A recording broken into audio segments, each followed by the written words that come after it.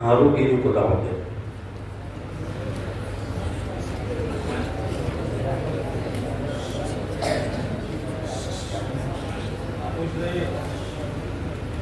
السلام علیکم ورحمۃ اللہ وبرکاتہ.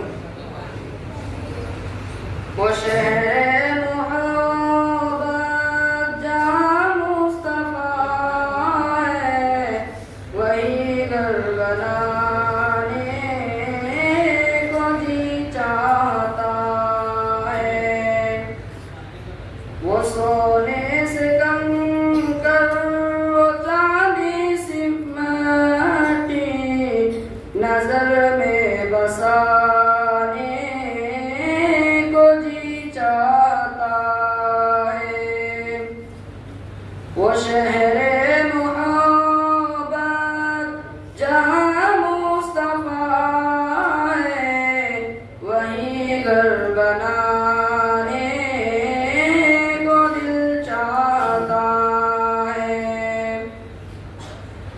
جو پوچھا نبی نے کہ کچھ گھر بھی چھوڑا تو صدیق اکبر کے ہونٹوں پہ آیا.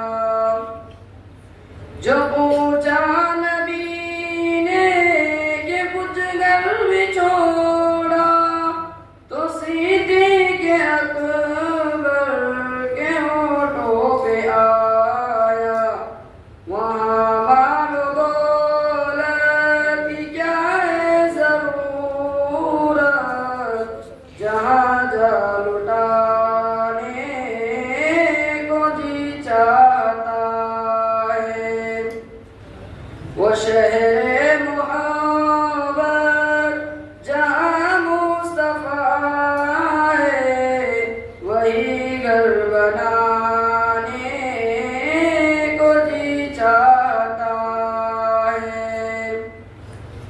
جہاد محبت کی آواز گونجی کہاں حنظلہ نے دلہن سے اپنی.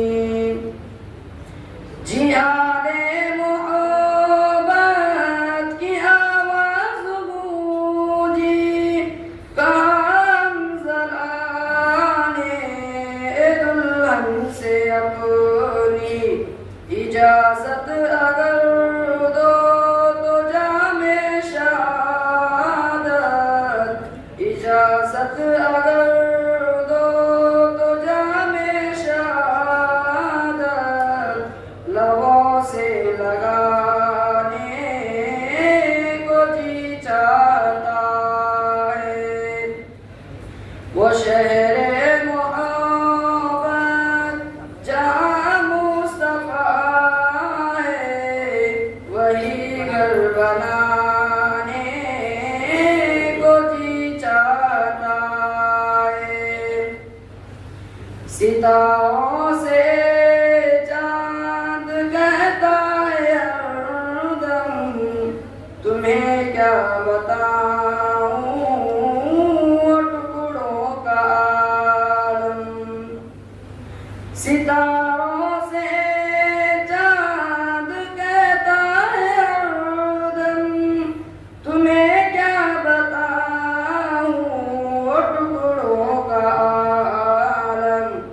اشارے میں آقا کا اتنا مزہ تھا اشارے میں آقا کا اتنا مزہ تھا کہ پھر ٹوٹ جانے کو جی چاہتا ہے. وہ شہر محبت جہاں مصطفیٰ ہے وہی گھر بنانے کو جی چاہتا ہے.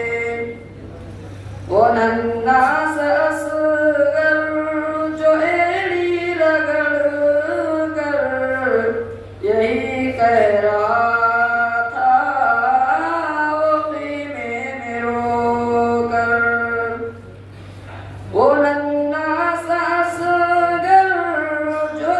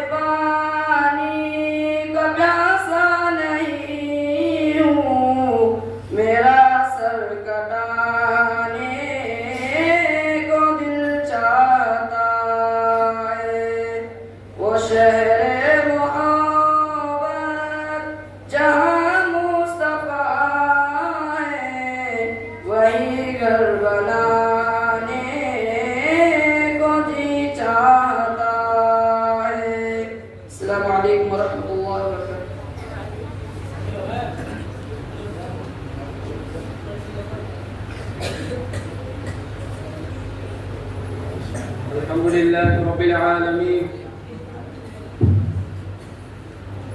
وجعل متاع الدنيا قليلا والعاقبة للمتقين والصلاة والسلام على سيدنا ومولانا محمد النبي الأمي وعلى آله وأصحابه أجمعين.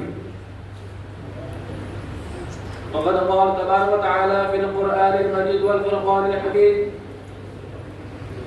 ونحن قسمنا بينهم معيشتهم في الحياة الدنيا ورفعنا بعضهم فوق بعض درجات ليتخذ بعضا سخريا.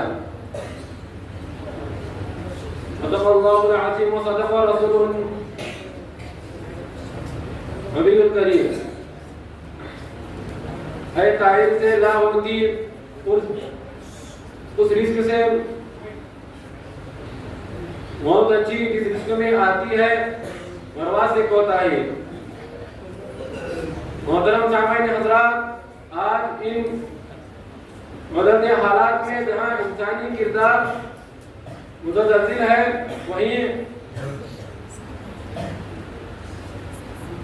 وہیں اعمال بھی، اور جہاں انسانی گفتار خوف زدہ ہے وہیں ادوار بھی. خرداب زمانے نے کسی جماعت، کسی دور میں کسی قوم کے ساتھ وفاداری وہیں کی، اور جو کہ احکام الہی عالی صدا ان اللہ لا یغیر بقوم حتی یغیروا ما بانفسہم، جو اپنی پوری قوت کے ساتھ برقرار رہے. اور آج بھی مومنوں کے قلب میں 1400 سال قبل ایک مہلکہ مچا رہی ہے. دوستوں، ایک وقت تھا اسلام رسم و رواج، ایمانی کردار اور روحانی ادوار اور رافانی گفتار کی راہیں بڑی تیزی کے ساتھ انسان کے دل و دماغ میں ہموار ہو رہی تھی. یورپ و ایشیا،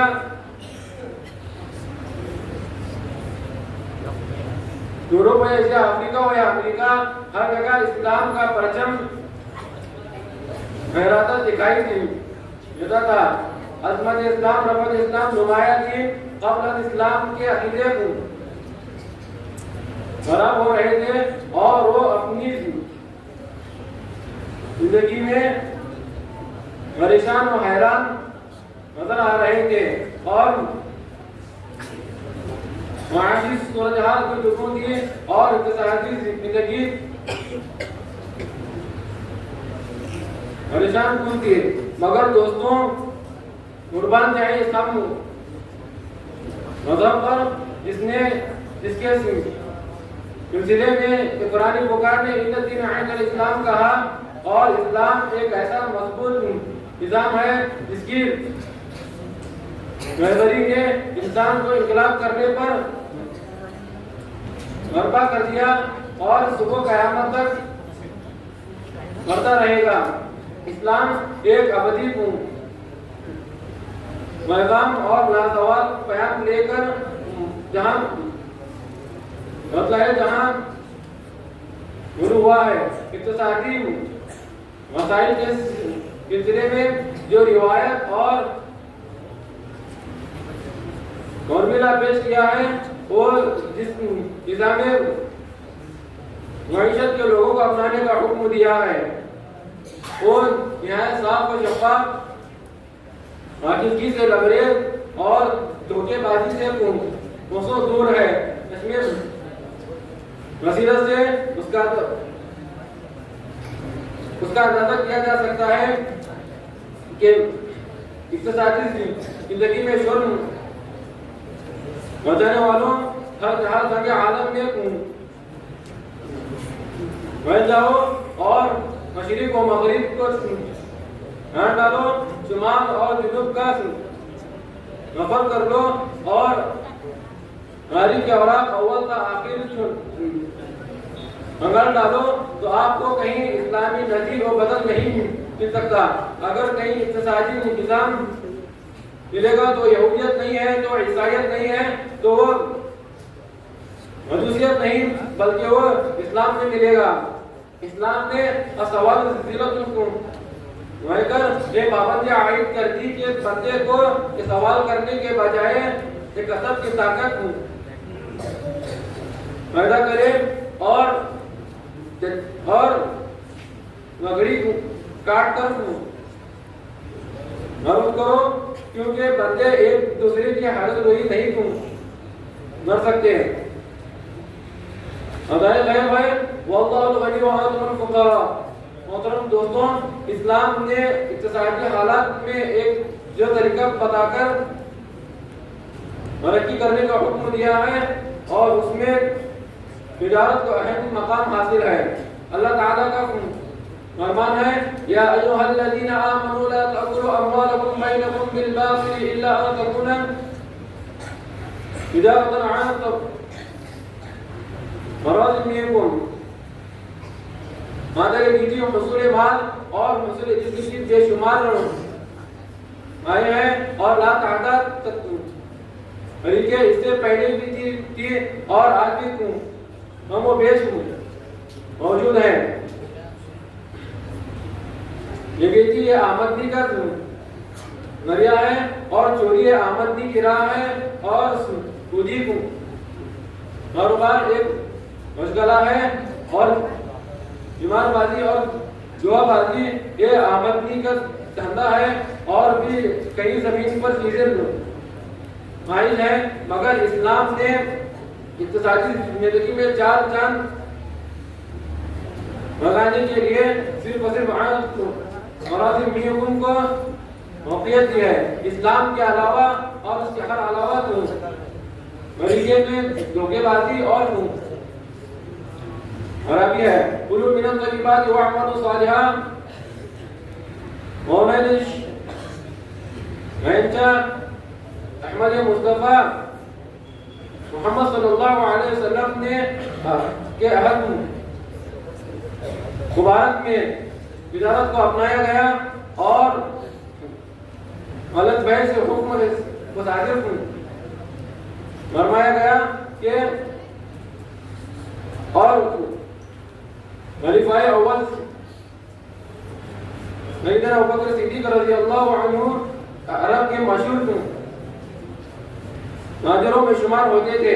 اسی طرح صحابہ رضوان اللہ علیہم اجمعین کی بڑی جماعت نے بھی تجارت کو اپنایا اور تجارتی منڈیوں میں صداقت اور امانت کو دیانت داری کا نمونہ پیش کیا، اور اس طرح دلیل عوائن نے بھی تجارتی منڈیوں کو رونق بخشی اور لوگوں کو طور طریقے بتائے۔ اللہ کا نظام کو کامل اور اللہ تعالیٰ نے معیشت کے بارے میں یہ واضح الفاظ میں فرمایا نحن قسمنا بينهم معيشتهم في الحياة الدنيا ورفعنا بعضهم فوق بعض درجات ليتخذ بعضهم بعضا سخريا۔ محترم دوستوں، ہمیں ایسی صورتحال میں کیا سوچنا چاہیے کہ ہمارے پاس معیشت کا نظام ایسے رہے گا اور اس کی وہ تقسیم ایسے ہوگی کہ اس میں انسانی دخل کی کیا ضرورت، جبکہ اس میں ایک ضابطہ موجود ہے اور اس کی خود بخود تقسیم ہو جاتی ہے۔ تو اللہ تعالیٰ نے اس آیت میں فرمایا کہ ہم نے اس کی تقسیم درجے کے اعتبار سے کی ہے اور ایک دوسرے کو موقعیت ہے، کیونکہ اس میں صرف خدا کا حکم چلے گا، کیونکہ اسلام یہ خدا کا مرتب کردہ قانون ہے۔ وآخر دعوانا الحمدللہ رب العالمین۔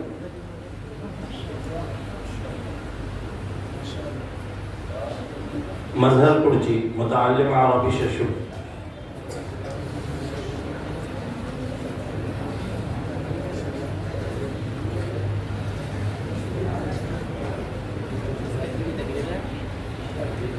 الحمد لله رب العالمين والصلاة والسلام على سيد الأنبياء والمرسلين محمد وآله وصحبه أجمعين ومن اتبعهم بإحسان إلى يوم الدين۔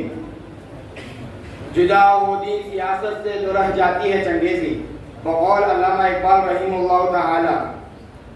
محترم سامعین، اسلام ایک ایسا جامع اور لاسانی سیاسی نظم کا اظہار کرتا ہے جو لوگوں کے عام فائدے اور عام بہتری اور عالم کی تنظیم پر مشتمل ہے۔ تب اسی لیے اسلام نے سیاست کے موضوع قرآن کریم میں آشکارا کیا ہے۔ کہیں فرمایا الذین ان مکناہم فی الارض، تو دوسری جگہ فرمایا لیستخلفنہم فی الارض کما استخلف الذین من قبلہم۔ اور آقا مدنی محمد عربی صلی اللہ علیہ وسلم نے جہاں بلب انسانیت میں سیاست کی روح پیدا کرنے کے لیے الناس معادن کا معادن الذهب والفضہ کہہ کر انسانیت میں دبی ہوئی سیاسی صلاحیتوں کو ابھارا اور اندرونی استعدادوں کو اجاگر کر دیا، اور جاہلی سیاسی شہروں کو کاٹ دی اور اس کو قوموں کی رہنمائی کے منصب سے معزول کر دیا جس پر وہ بیجا ثابت ہو گئی تھی۔ اور اسلام نے ایسی سیاست کی داغ ڈال دی جس کا سکہ دو بڑے اعظموں کے وسیع رقبے میں چلتا تھا۔ کسی سیاسی شعبے یا ضرورت کے لیے آپ نے کسی قوم سے عدم مستحق نہیں لیا، بلکہ آپ کو آپ کے مبارک عمل کے نتیجے میں عادل حاکم، امانت دار قاضی اور منصف مزاج قاضی اور پرہیزگار و متقی فوجی میسر آئے جو لیاقت کی کارکردگی، امانت و دیانت اور قوت کے احساس کی ذمہ داری میں بے نظیر تھے۔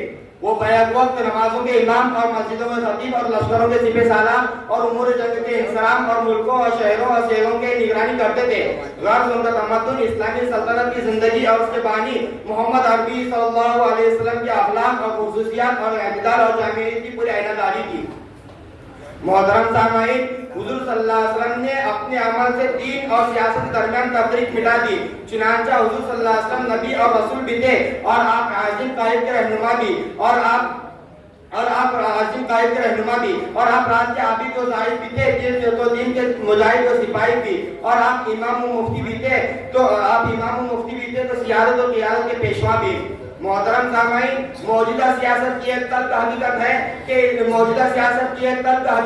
اہل ملک کے اخلاق کے حالات روز بروز پست ہوتے چلے جا رہے ہیں اور اخلاقی انحطاط و امراض کا سیل رواں ہے، اور ارباب حکومت کے ہر طبقے میں تاجرانہ نفع اندوزی اور موقع پرستی کی ذہنیت پیدا ہو چکی ہے اور عام لوٹ کسوٹ کا بازار گرم ہے۔ معلوم نہیں تھا کہ اتنا کچھ ہے گھر میں بیچنے کے لیے، زمین سے لے کر زمین تک سب کچھ بک رہا ہے۔ محترم سامعین، دور جانے کی ضرورت نہیں، بلکہ ہمارے ہی ملک میں اور ساری دنیا کے نظام سلطنت میں ایک طاہرانہ نظر ڈالی جائے تو ایک بات کھل کر سامنے آ جائے گی کہ جمہوریت کے نام پر کیا کچھ آزمائشوں کا طوفان کھڑا کیا جا رہا ہے، اور اسلام اور اہل اسلام کے لیے نیا چیلنج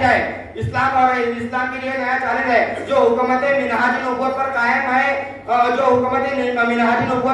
ہے، اس کی بنیاد تجارت کے بجائے اخلاق پر ہوتی ہے، اس کے اصول مبادی کو مادی فوائد پر مقدم رکھتے ہیں، اور سود، جوا، شراب، زنا، حرام اور فسق و فجور کا سدے باب کرتی ہے، اور اہل فن اور اہل عرفہ اور تاجروں کے لیے قیام امن اور نظام سلطنت کے سلسلے میں مجرم اور ملک کا دشمن گردانتی ہے، جو لوگوں میں بے حیائی اور معاشرت پسندی پیدا کرتی ہے۔ اسی لیے ضرورت ہے کہ جو اہل دانش ہیں اور جن کے سینوں میں ہمدردی و خمیر پیوست کیا گیا ہے وہ آگے آئیں اور دور صدیقی اور دور فاروقی یاد تازہ کریں، اس کے لیے ایسا نظام امن قائم کریں جہاں امیر، غریب، کمزور، طاقتور بلا امتیاز مذہب آزادانہ امن کی زندگی بسر کرے۔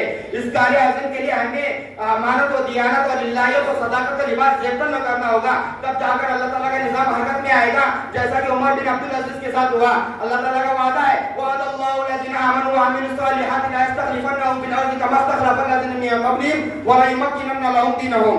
محترم سامعین، یہ ایک مسلم حقیقت ہے کہ اسلام نے کبھی بھی سیاست سے نہیں روکا، بلکہ سیاست تو اسلام کا ایک لازمی عنصر اور لابری امر ہے اور پہلے عمل اکرام کا طریقہ کر رہا ہے۔ خود آقا مدنی محمد عربی صلی اللہ علیہ وسلم اپنے زمانے کے خلیفۃ اللہ اور رسول اللہ تھے، اور خلافت راشدہ کا ہر دور اسلامی سیاست کی اہمیت کو اجاگر کرتا ہے۔ الذین مکناہم فی الارض واقاموا الصلاۃ وآتوا الزکاۃ وامروا بالمعروف ونہوا عن المنکر۔ قیام انسانیت اور حفاظ امن، احقاق حق و ابطال باطل، یہ اسلامی سیاست کے منشور ہے۔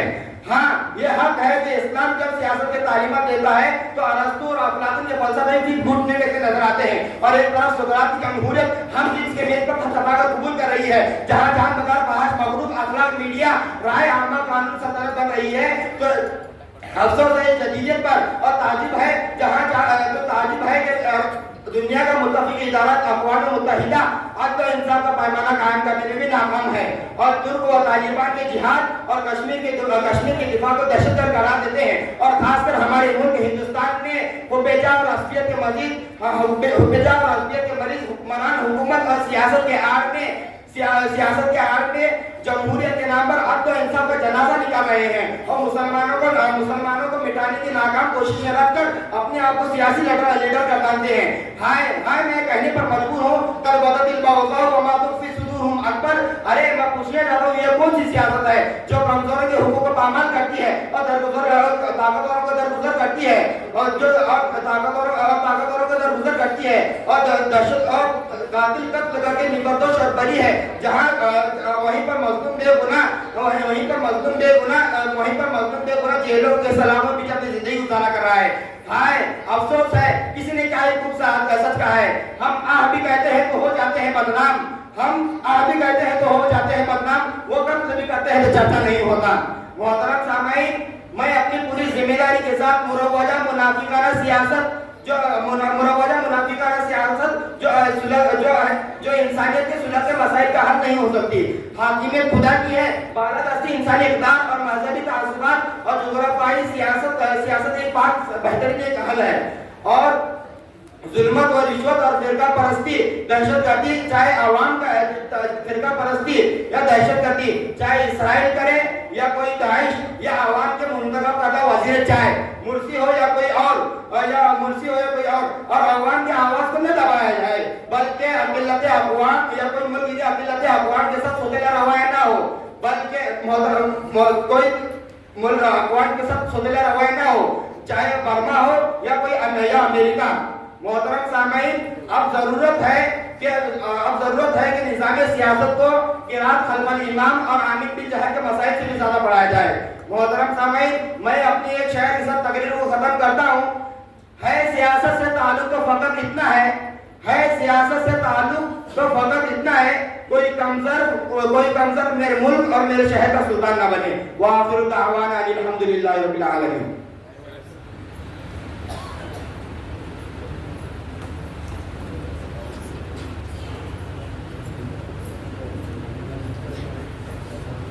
ظہیر پرچی متعلم عربی ترجمہ.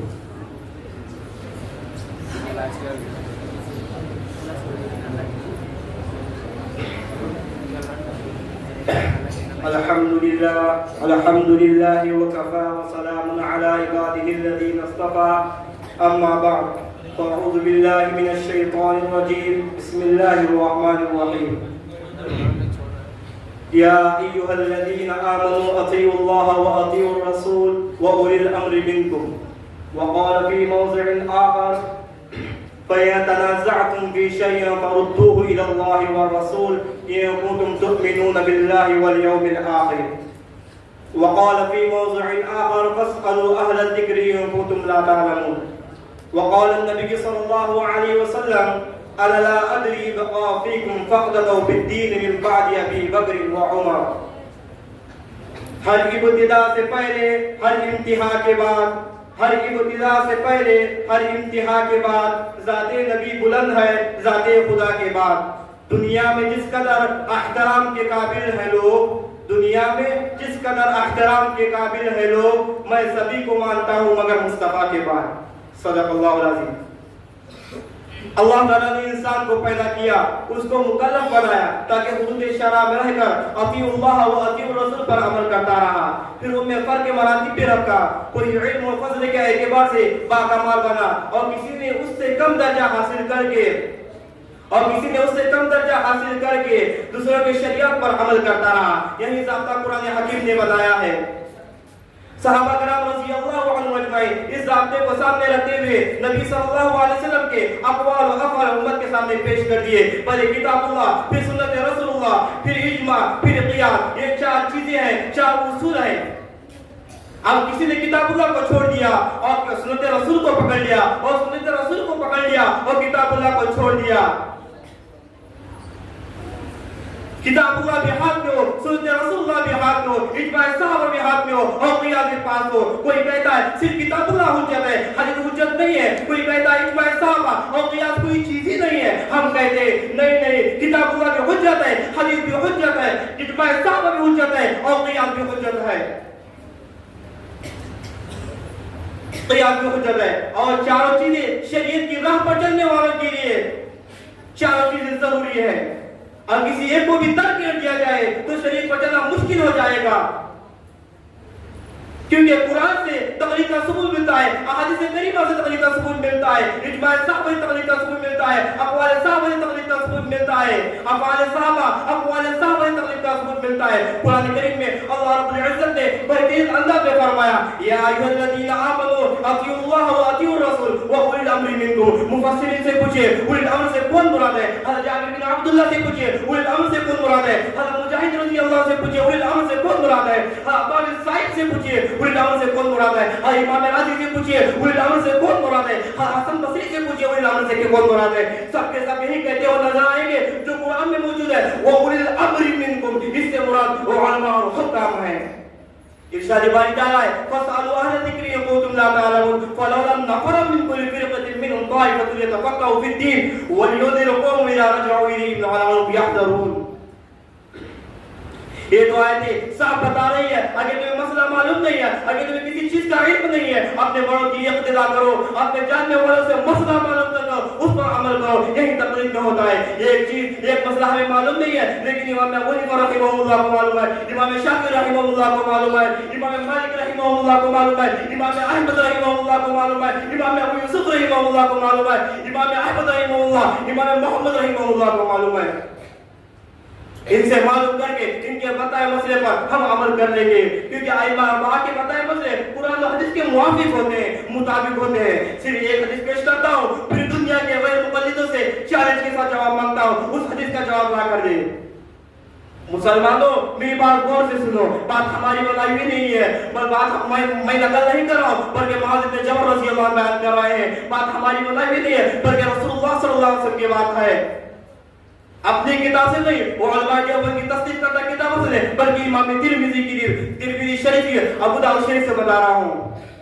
عن معاذ بن جبل رضی اللہ عنہ ان رسول اللہ صلی اللہ علیہ وسلم لما بعثه الى اليمن قال كيف تقضي اذا عرض لك قدر قال اقضى بكتاب الله قال فان لم تجد بكتاب الله قال فبسنة رسول الله صلى الله عليه وسلم قال فان لم تجد سنة رسول الله صلى الله عليه وسلم قال اجتهدوا رأيي ولا آل فضرب رسول الله صلى الله عليه وسلم صدره فقال الحمد لله الذي وفق رسول الله صلى الله عليه وسلم لما يرضى رسول الله صلى الله عليه وسلم لما يرضى رسول اللہ صلی اللہ علیہ وسلم. اللہ رب العزت نے اہل یمن پر لازم کر دیا کہ ان کی اطاعت کرے. انہیں صرف قرآن و حدیث ہی نہیں بلکہ قیاس و اجتہاد کے مطابق فتویٰ صادر کرنے کی اجازت ملی. آپ صلی اللہ علیہ وسلم نے اہل یمن کے لیے تقلید شخصی کی اجازت دی تھی، لہذا جہاں تقلید مطلق کی اجازت ہے وہی تقلید شخصی کی اجازت مل رہی ہے. اللہ رب العزت نے کیا بہترین انداز میں فرمایا ہے فاسألوا اہل الذکر ان کنتم لا تعلمون فلولا نفر من كل فرقة منهم طائفة ليتفقهوا في الدين ولينذروا قومهم إذا رجعوا إليهم لعلهم يحذرون. اگر ہمیں ایک مسئلہ معلوم نہیں ہے، ہمیں ایک چیز معلوم ہے لیکن امام ابو حنیفہ رحمہ اللہ کو معلوم ہے، امام شافعی رحمہ اللہ کو معلوم ہے، امام مالک رحمہ اللہ کو معلوم ہے، امام ابو یوسف رحمہ اللہ کو معلوم ہے.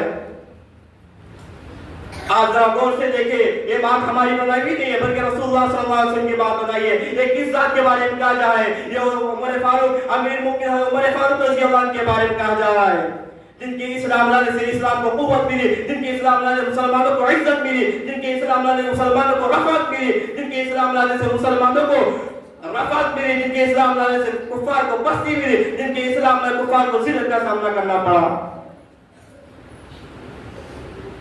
جن کے اسلام لانے سے کفار کو پستی کا سامنا پڑا. یہی وجہ ہے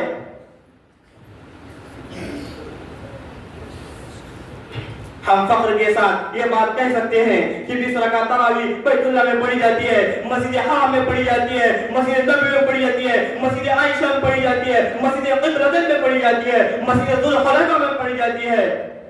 مسجد قباء میں پڑھی جاتی ہے.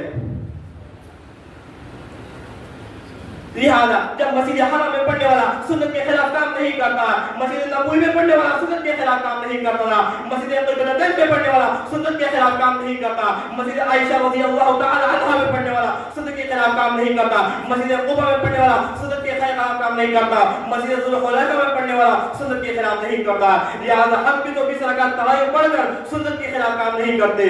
تو 20 رکعت تراویح پڑھنا سنت رسول ہے، سنت عمر فاروق رضی اللہ عنہ ہے. جس طرح نبی صلی اللہ علیہ وسلم کے اقوال و افعال سنت ہے، اسی طرح خلفائے راشدین کا عمل بھی سنت ہے. علیکم بسنتی و سنت الخلفاء الراشدین کا مطلب یہی ہے. ایک شعر کے ساتھ میں اپنی تقریر کو ختم کرتا ہوں. میں خاک نشی ہوں میری جاگیر ہے مصلح، میں خاک نشی ہوں میری جاگیر ہے مصلح، شاہوں کو سلامی میرے مسلک میں نہیں ہے. اللہ تعالیٰ ہمیں صحابہ کی عزت و احترام کرنے کی توفیق عطا فرمائے. اللہ تعالیٰ ہمیں فلسطینیوں جیسا ایمان اور تقوی اور بھائی چارہ کرنے کی توفیق عطا فرمائے. وما علینا الا البلاغ.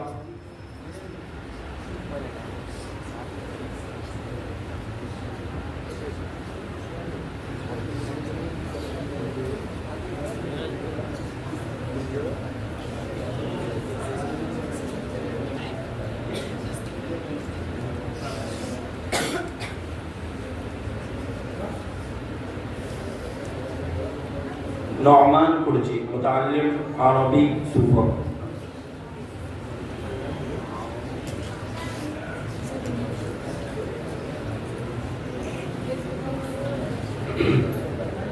الحمد لله وكفى وسلام على عباده الذين اصطفى. أما بعد، أعوذ بالله من الشيطان الرجيم. بسم الله الرحمن الرحيم. ما كان محمد أبا أحد من رجالكم ولكن رسول الله وخاتم النبيين وكان الله بكل شيء عليما. وقال النبي صلى الله عليه وسلم: إنه سيكون في أمتي كذابون 30 كلهم يزعم أنه النبي وأنا خاتم النبيين لا نبي بعدي. صدق الله العظيم وصدق رسوله النبي الكريم ونحن على ذلك من الشاهدين والشاكرين والحمد لله رب العالمين. تیرے خلاف جو چلا دشمن حق وہ بن گیا، تیرے خلاف جو چلا دشمن حق وہ بن گیا، تیری ہی پیروی میں ہے فوز و فلاح و بہتری. عہد ازل سے آج تک کس کو ملا ہے یہ شرف، عہد ازل سے آج تک کس کو ملا ہے شرف، تیری ہی ذات پاک پر ختم ہوئی پیغمبری. قابل قدر معزز سامعین اکرام، آپ کا یہاں تشریف لانا اور ختم نبوت کی باتیں سننا قابل مبارکباد ہے، اور خاتم النبیین والمرسلین صلی اللہ علیہ وسلم سے محبت اور تعلق کی بات ہے اور ایمان کے کامل ہونے کی دلیل ہے. آپ سبھی حضرات جانتے ہیں کہ اللہ تعالیٰ نے ہم سب کو پیدا کیا اور پیدا کر کے یوں ہی نہ چھوڑا بلکہ انسان کی رشد و ہدایت کے لیے کم و بیش 1,24,000 انبیاء علیہ السلام کو اس دنیا میں بھیجا. یہ سلسلہ حضرت آدم علیہ السلام سے شروع ہوا اور جناب آقا محمد عربی مصطفیٰ صلی اللہ علیہ وسلم پر یہ سلسلہ ختم ہوا. اللہ تعالیٰ نے ختم نبوت کا تاج میرے آقا کے سر پر رکھا اور رہتی دنیا تک کے لوگوں کو بتلا دیا کہ آج کے بعد کوئی نبی نہیں آ سکتا کیونکہ نبوت کا دروازہ بند ہو چکا ہے. میں آپ کو ایک بات بتانا چلوں، آپ اس مسئلہ ختم نبوت پر ذرا غور کریں اور سمجھیں، آپ کے دل میں کوئی اشکال پیدا نہ ہو. یہ سلسلہ حضرت آدم علیہ السلام سے شروع ہوا اور ایک کے بعد دیگر نبی آتے رہے. ایک وقت میں کئی نبی ہوتے تھے. حضرت زکریا ہوتے تھے تو حضرت یحییٰ بھی ہوتے تھے، حضرت داؤد ہوتے تھے تو حضرت سلیمان بھی ہوتے تھے، حضرت موسیٰ ہوتے تھے تو حضرت ہارون بھی ہوتے تھے، حضرت یعقوب ہوتے تھے تو حضرت یوسف بھی ہوتے تھے، حضرت ابراہیم ہوتے تھے تو حضرت اسماعیل بھی ہوتے تھے علیہ السلام. اس کے علاوہ ایک کے بعد دیگر نبی آتے رہے، کسی کی نبوت میں کوئی فرق نہیں آتا. ایسا کیوں؟ اس کی 4 وجہیں تھی، 4 صورتیں تھی جس کی وجہ سے ایک کے بعد دیگر نبی آتے رہے اور اس کی ضرورت پڑتی رہی. اس میں پہلی وجہ یہ ہے کسی خاص قوم میں اس میں کوئی پہلے پیغمبر نہ آیا ہو یا اس پہلے پیغمبر کا پیغام اس قوم تک نہ پہنچ سکا ہو. اس میں دوسری وجہ یہ تھی پہلے پیغمبر کی تعلیم بھلا دی گئی ہو یا اس میں ایسا تغیر کر دیا گیا ہو جس میں اصل تعلیم کا پتہ لگانا ممکن نہ رہا ہو. اس میں تیسری وجہ یہ تھی پہلے پیغمبر کے ذریعے مکمل تعلیم و ہدایت لوگوں کو نہ ملی ہو، اب دین کی تکمیل کے لیے دوسرے نبی کی ضرورت پڑی ہو. اور اس میں چوتھی وجہ یہ تھی پہلے پیغمبر کی مدد کے لیے دوسرے پیغمبر کی ضرورت پڑی ہو. یہ 4 وجہیں تھی، 4 صورتیں تھی جس کی وجہ سے ایک کے بعد دیگر نبی آتے رہے اور نبوت کا سلسلہ جاری رہا. لیکن جب باری آئی امام الانبیاء خاتم النبیین والمرسلین صلی اللہ علیہ وسلم کی تو یہ وجہ ختم. یہ صورت قلم قرآن اعلان کرتا ہے ما کان محمد ابا احد من رجالکم ولکن رسول اللہ وخاتم النبیین. قرآن اعلان کرتا ہے اليوم اکملت لکم دینکم واتممت علیکم نعمتی ورضیت لکم الاسلام دینا. قرآن اعلان کرتا ہے ان الدین عند اللہ الاسلام. اب نبوت کا سلسلہ مکمل، اب نبوت کی عمارت مکمل، اب دین اسلام کامل و مکمل، اب اللہ کی نعمت مکمل. اب اللہ تعالیٰ کے نزدیک سب سے زیادہ پسندیدہ دین وہ دین اسلام ہے. اب اسی پر ایمان لانے سے ایمان کامل و مکمل ہو سکتا ہے. اس میں نکالیں، اس میں تعویلیں کرنے سے اس کا ایمان کامل نہیں ہو سکتا.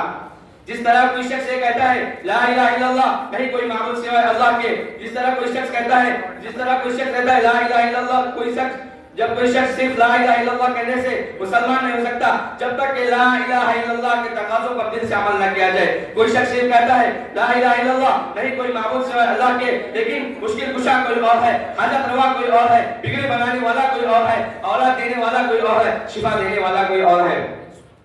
ایسا اعتقاد رکھنے والا وہ مسلمان نہیں ہو سکتا. ایسا اعتقاد رکھنے والا وہ ہرگز مسلمان نہیں کہلا سکتا. اسی طرح لا الہ الا اللہ محمد رسول اللہ کہ اگر کوئی معبود سوائے اللہ کے اور محمد صلی اللہ علیہ وسلم اس کے بندے اور اس کے رسول ہیں، لیکن خاتم النبیین نہیں ہے، خاتم المرسلین نہیں ہے. آپ کے بعد نبوت کا سلسلہ جاری ہے. غیر تشریعی نبی ہو سکتا ہے، ذلی نبی ہو سکتا ہے، بروزی نبی ہو سکتا ہے، فنا فی اللہ کے ذریعے نبی ہو سکتا ہے، فنا فی رسول کے ذریعے نبی ہو سکتا ہے.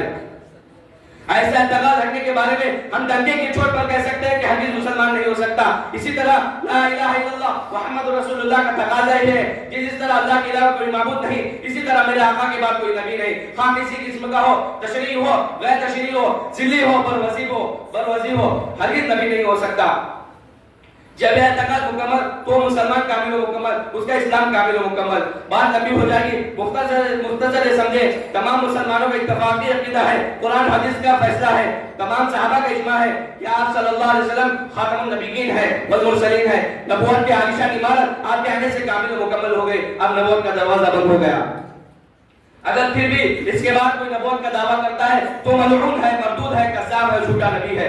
آپ شاید سوچ رہے ہوں گے جب قرآن حدیث کا فیصلہ ہے، تمام صحابہ کا اجماع ہے، مسلمانوں کا اتفاق ہے کہ آپ صلی اللہ علیہ وسلم خاتم النبیین ہے، خاتم المرسلین ہے، اس کے بعد کون ملعون انسان ہوگا، کون مردود انسان ہوگا، کون جہنم کا خواہش مند انسان ہوگا جو اپنے آپ نبی ہونے کا دعویٰ کرے گا. جی ہاں، آپ کو دنیا میں ایسے بہت سے لوگ مل جائیں گے جو نبوت کا دعویٰ کرتے ہیں. اسود عنسی، مسیلمہ کذاب، اسود بن کعب، طلحہ بن خویلد، یہ سارے لوگ نبوت کا دعویٰ کر چکے ہیں. اور ہندوستان میں افرنگی نبی مرزا غلام احمد قادیانی اس نے نبوت کا دعویٰ کیا اور ہندوستان کے مسلمانوں کو کفر ارتداد کے دہانے پر لا کر کھڑا کر دیا. اس کے پیچھے ایک تاریخ ہے. اگر اس تاریخ کا پس منظر ہم سمجھیں گے تو واضح ہو جائے گا کہ مرزا غلام احمد قادیانی وہ جھوٹا نبی تھا، وہ انگریزوں کا نبی تھا، وہ ملعون تھا، وہ کذاب تھا.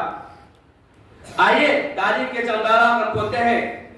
میں مرزا غلام احمد قادیانی سے پوچھتا ہوں کہ تو نبی اور کب اور کیسے بنا؟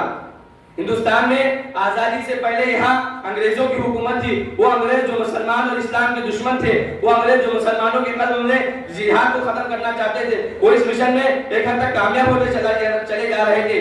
لیکن جب غیرت مند مسلمان بیدار ہوئے، حضرت شہید بریلوی رحمۃ اللہ علیہ، حضرت شاہ اسماعیل دہلوی رحمۃ اللہ علیہ نے 1857 میں مسلمانوں کے قلب میں جذبہ جہاد کو پیدا کیا، مسلمانوں کو متحد کر کر جہاد کے میدان میں لا کر کھڑا کر دیا.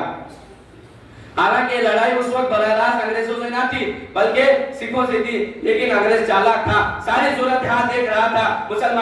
انگریزوں نے مسلمانوں کے قلب میں جذبہ جہاد کو دیکھا، مسلمانوں کے اتحاد و اتفاق کو دیکھا، قرآن و حدیث کا ادب و احترام دیکھا، نبی کی عظمت کو دیکھا، صحابہ کے نقش قدم پر چلتے ہوئے دیکھا تو فکر مند ہوا اور سوچنے لگا یہ مسلمان، یہ علماء متحد ہو کر ہمارے خلاف میدان میں آ سکتے ہیں، ہمارے خلاف جہاد کا اعلان کر سکتے ہیں. کوئی تدبیر اختیار کی جائے، کوئی طریقہ کار عمل میں لایا جائے جس سے مسلمان کبھی بھی متحد نہ ہو سکے، کبھی بھی متحد نہ ہو سکے اور کبھی بھی ہمارے خلاف جہاد کے میدان میں نہ آ سکے. بڑے ایک دن اس مسئلے میں طویل عرصہ گزر گیا. ایک دن انگریز کے بڑے بڑے سیاستدان اور ماہرین بیٹھ کر اس مسئلے کا حل نکالنے لگے. ان میں کا ایک گورا کھڑا ہوتا ہے اور کہتا ہے اگر ہماری اس تدبیر کو اختیار کر لیا جائے تو ہم مسلمانوں کو ہمیشہ غلامی کی زنجیر میں جکڑے رکھ سکتے ہیں. وہ یہ ہے سب سے پہلے مسلمانوں کے قلب میں جذبہ جہاد کو ختم کریں گے، پھر قرآن اور حدیث کا ادب و احترام ختم ہوگا، نبی کی عظمت ختم ہوگی، صحابہ کی محبت ختم ہوگی۔ لیکن ان تمام چیزوں کے لیے ہمیں ایک نبی کی ضرورت پڑے گی جو اپنے آپ نبوت کا دعویٰ کرے گا اور لوگ اسے نبی تسلیم کریں گے، پھر وہ لوگوں پر وحی اور الہام پیش کرے گا اور لوگ اسے نبی مانیں گے۔ لیکن اس جھوٹے نبی کی تلاش میں انگریز خود لکھتا ہے، یہ باتیں ہم اپنی طرف سے نہیں کہتے بلکہ اٹھائیے ڈاکٹر انگریز گمشے کی کتاب جو ہندوستان کی تاریخ میں لکھی گئی، انگریز خود کہتا ہے ہم نے ہندوستان میں جھوٹے نبی کی تلاش میں ہندوستان کا گاؤں گاؤں شہر شہر چپا چپا چکر لگایا لیکن کوئی نہیں ملا جو نبوت کی دعوے کے لیے تیار ہوا۔ انگریز خود لکھتا ہے ہم نے مسلمانوں میں ہم نے دیکھا مسلمانوں میں غدار تو ملے، مسلمانوں میں وطن فروش ملے، مسلمانوں میں زمین فروش ملے، مسلمانوں میں ایک دوسرے کا نام نیاز بتانے والے ملے، لیکن کوئی نہیں ملا جو اس دعوے نبوت کے لیے تیار ہوا۔ آخر میں ایک شخص ملا، ایک نصیبوں کا ہرا جس کی مہار شیطان نے تھام رکھی تھی، جس کو دنیا آج مسیلمہ کذاب مرزا غلام احمد قادیانی کے نام سے جانتی ہے۔ یہ جب میں قادیانیوں سے پوچھتا ہوں جب وہ صحابہ کرام رضی اللہ عنہم اجمعین فنا فی اللہ فنا فی رسول کے ذریعے عبادت ریاضت تقوی کے ذریعے سے اس کمال کو پہنچے تھے، وہ نبی نہیں ہوئے۔ یہ مرزا جو جھوٹ بولتا ہے، جو عشق کرتا ہے، جو مقدمہ بازی کرتا ہے، جو گالیاں دیتا ہے، جو جوان لڑکیوں سے خدمت دیتا ہے، یہ فنا فی اللہ کا درجہ ہے، یہ فنا فی رسول کا درجہ ہے؟ ہرگز ہرگز نہیں۔ مجھے کہنے دیجئے یہ مرزا اپنی زبان میں جھوٹا اور کذاب ہے، اس کے یہ مسلمانوں کا نبی نہیں، یہ مسلمانوں کا نبی نہیں، یہ انگریزوں کا نبی ہے، یہ دشمن اسلام کا نبی ہے۔ اس کے پیچھے ایک تاریخ ہے، مرزا غلام احمد قادیانی کی نبوت ایک جھلک تھی اور ایک تاریخ تھی۔ اس مرتد زندہ متنبی سے تمام مسلمانوں کو اس سے بچنا چاہیے اور اللہ تعالیٰ ہم سب کو ختم نبوت پر ثابت قدم رکھے اور مرزا غلام احمد قادیانی کو کفر اور ارتداد سے تمام مسلمانوں کی حفاظت فرمائے۔ بس میں اپنے آخری شعر سے اپنی جگہ لیتا ہوں۔ عہد ازل سے آج تک کس کو ملا ہے شرف، عہد ازل سے آج تک کس کو ملا ہے شرف، تیری ہی ذات پاک پر ختم ہوئی پیغمبری، وما علینا الا البلاغ۔